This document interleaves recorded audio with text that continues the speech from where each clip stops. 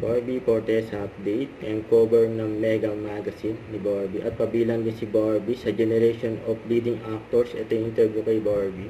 I'm not here to be a celebrity.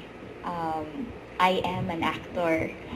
And this is proof. For someone who really wanted to make a mark in this industry for her passion.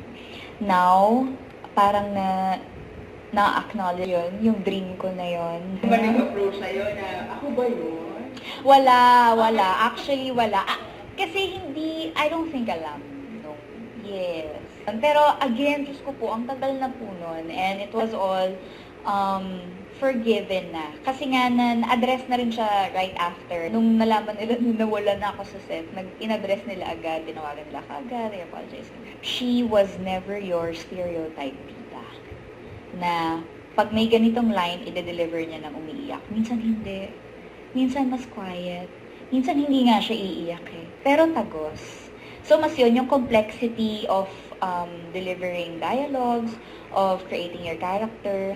Walang bida kung walang kontrabida. Yun.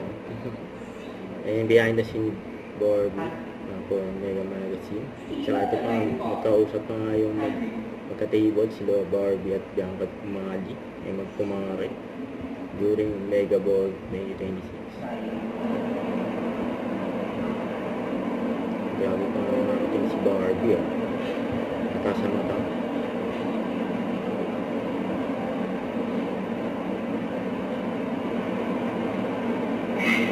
Iyak na si Barbie.